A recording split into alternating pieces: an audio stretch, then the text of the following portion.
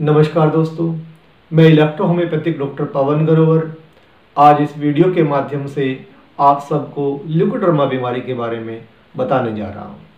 ल्यूकोड्रमा क्या है, क्यों होता है, कितनी तरह का होता है, इसमें क्या खाना पीना चाहिए और इस रोग को कैसे ठीक किया जा सकता है। यदि आप ये सब जानना चाहते हैं तो कृपया इस वीडियो को अंत तक और ध्यान से देखें।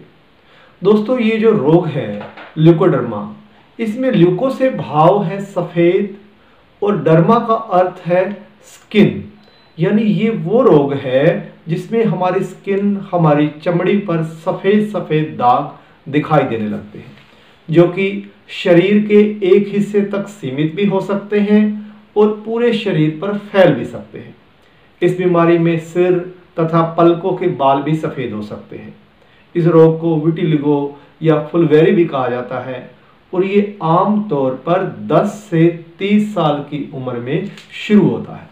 जहाँ तक इससे होने वाली तकलीफ की बात है तो इन दागों या पैचिस में कोई शारीरिक दर्द या पीड़ा तो नहीं होती, पर मानसिक पीड़ा बहुत ज़्यादा होती है, क्योंकि ऐसे रोगियों की पर्सनैलिटी पर, उनकी सुंदरता पर एक तरह का ग्रहण सा लग जाता है और इसकी वजह से कई बार तो शादी ब्याह वगैरह में भी दिक्कत सी आने लगती है।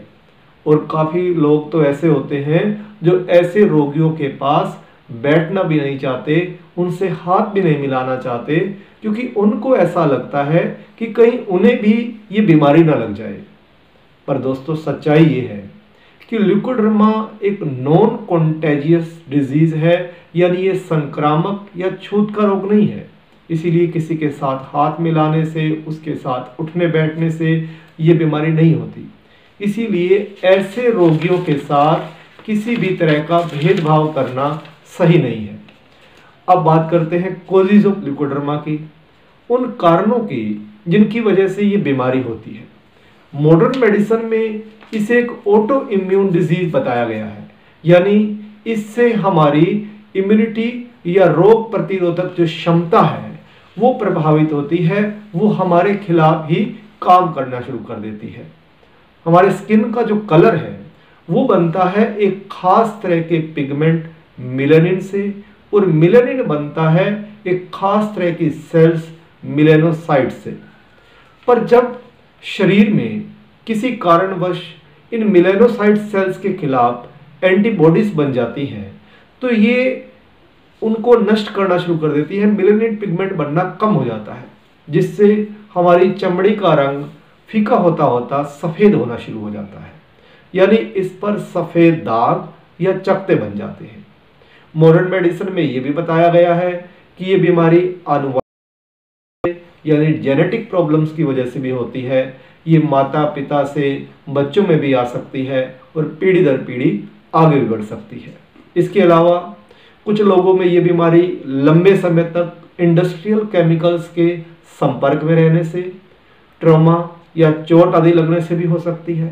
नर्व से निकलने वाले केमिकल्स यानी न्यूरोटॉक्सिन्स की वजह से भी हो सकती है, और ऑक्सीडेंटल स्ट्रेस से भी हो सकती है।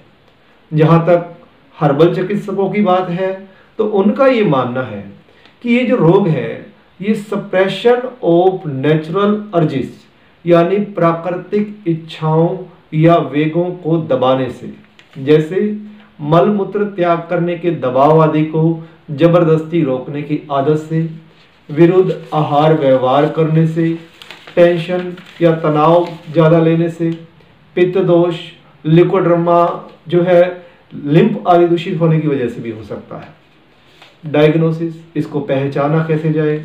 वैसे तो सफ़ेद दाग स्पष्ट दिखाई देते हैं और ये क्लियर इंडिकेशन है ल्यूकोड्रमा का, पर कुछ ऐसे मिलते जुलते रोग भी हैं जिनको डिफ्रेंशिएट या अलग करके देखना जरूरी है, और इनमें सबसे ज़्यादा कॉमन है लेप्रोसी, जिसे कुष्ठ रोग या कोढ़ भी कहा जाता है।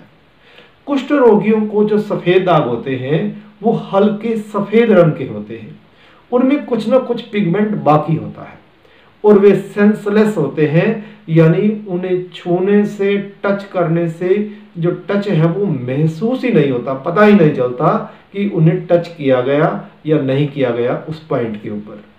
जबकि लिकोड्रमा का दाग जो होता है वो पूर्णतया सफेद होता है, पूरी तरह से सफेद। उसमें सेंसिटिविटी जो होती है वो होती है अच्छी तरीके से, यानी उसको टच किया जाए तो टच जो है वो पता चलता है। अब बात करेंगे टाइप्स ऑफ लिकोड्रमा के बारे में। तो सबसे पहले आता है इसमें फोकल विटिलिगो। जब सफेद दाग या पैचेस पूरे शरीर पर फैलने की बजाय शरीर के किसी खास हिस्से एरिया तक सीमित रहते हैं तो उसे कहा जाता है फोकल विटिलिगो। दूसरी वैरायटी है विटिलिगो वल्गैरिस। इस तरह के लिकोड्रमा में पूरे शरीर पर कहीं भी सफेद दाग हो सकते हैं, और विटिलिगो जो है, लिकोड्रमा जो है वो अक्सर थोड़े से एरिया से शुरू होकर पूरे शरीर में फैल जाया करता है। इसे जनरलाइज्ड विटिलिगो भी कहा गया है, और ये लिकोड्रमा की सबसे खतरनाक वैरायटी है जो हमने अपने क्लिनिकल एक्सपीरियंस में देखा है इतने सालों में, कि इस तरह के पेशेंट जो है पूरे शरीर पे दाग हैं और उनको रिवर्स करने में बहुत ज़्यादा समय लगता है।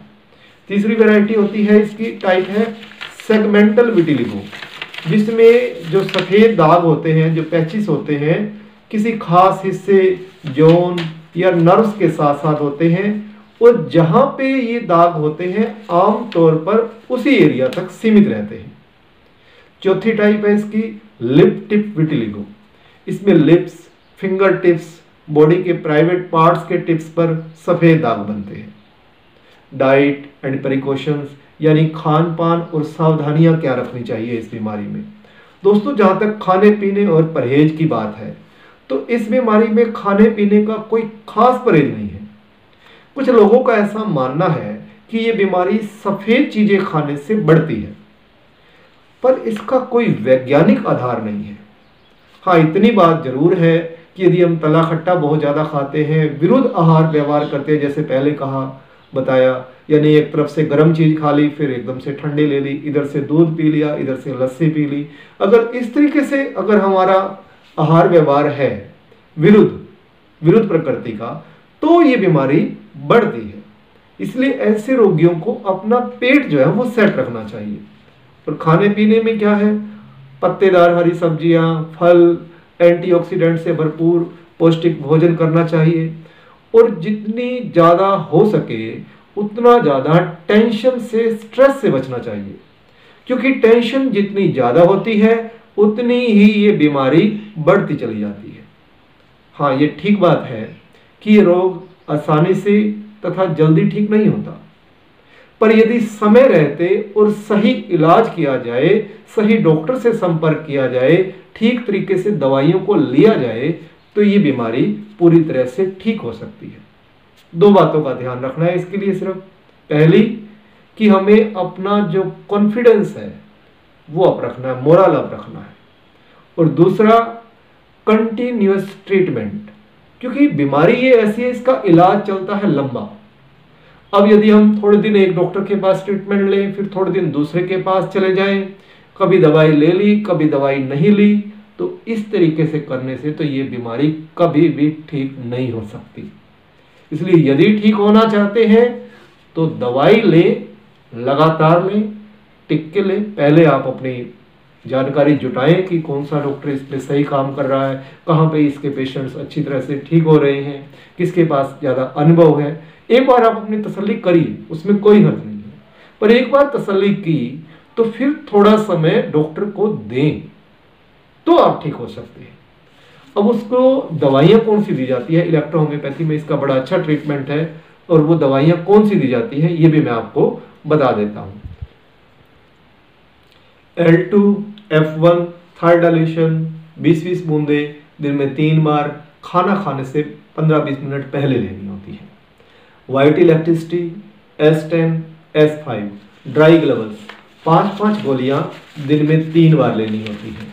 इसके अलावा S3, C5, A2, L1 चौथे डाइल्यूशन में 20-20 बूंदे दिन में 3 बार लें।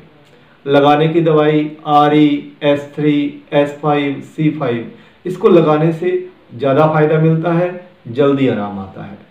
और यदि ट्रीटमेंट की शुरुआत S3, S5, L1, F1 की नेगेटिव डोज से की जाए तो परिणाम जल्दी और बेहतर मिलते हैं। क्योंकि इसमें इम्यूनिटी का बहुत ज़्यादा रोल है, ऑटो इम्यून डिजीज है, इसीलिए इम्यूनिटी को बैलेंस करना, उसको बढ़ाना बहुत ज़रूरी है। और इसके लिए आरोग्य हर्बल का एक प्रोडक्ट आता है डिपिटोन। इसकी 20-20 बूंदें दिन में 3 बार लें तो परिणाम जल्दी और बेहतर मिलते हैं। यदि हमारे को ये महसूस हो रहा है कि पेशेंट ज़्यादा स्ट्रेस लेता है, ज़्यादा टेंशन लेता है, तो आरोग्य हर्बल का ही एक पेटेंट आता है स्ट्रेसिल। इसकी 20-20 बूंदें दिन में 3 बार लेनी है। टेंशन रिलीवर की तरह ये काम करता है और टेंशन कम होगी तो बीमारी कम फैलेगी और जल्दी ठीक होगी। इसके अलावा बात करते हैं रेस्पॉन्स ऑफ ट्रीटमेंट की, क्योंकि हमारे को पहले बताया गया कि ये बीमारी लंबे समय में ठीक होती है, तो कोई ऐसा तो है नहीं कि दवाई लेते जाएं और गौर ना करें।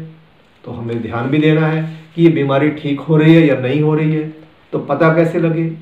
इसके लिए ये ध्यान देना है कि यदि ट्रीटमेंट करते वक्त ये फैलनी बंद हो जाए या सफ़ेद दाग या पैचिस में छोटे छोटे लाल बिंदु या डॉट्स आने लगे और वो धीरे धीरे बढ़ते बढ़ते स्किन कलर के होने लगे और वहां पर बालों का रंग भी सामान्य होने लगे, तो समझे कि ये बीमारी ठीक हो रही है। इसके अलावा यदि सफ़ेद दाग का एरिया कम होने लगे तो भी समझ जाए कि ये बीमारी ठीक हो रही है। दोस्तों, ल्यूकोडर्मा पर आपको ये जानकारी कैसी लगी? कृपया अपना अनुभव साझा करें। आपके सुझाव जो हैं उनका स्वागत है। आप अपने सुझाव कमेंट बॉक्स में कमेंट करके व्हाट्सएप या फ़ोन आदि के माध्यम से भी दे सकते हैं।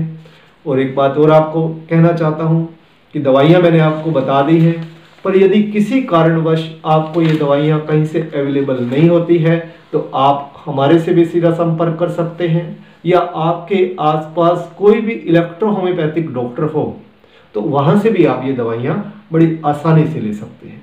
आपने अपना कीमती समय दिया, उसके लिए धन्यवाद। जल्द हाजिर होंगे एक नई वीडियो के साथ। नमस्कार।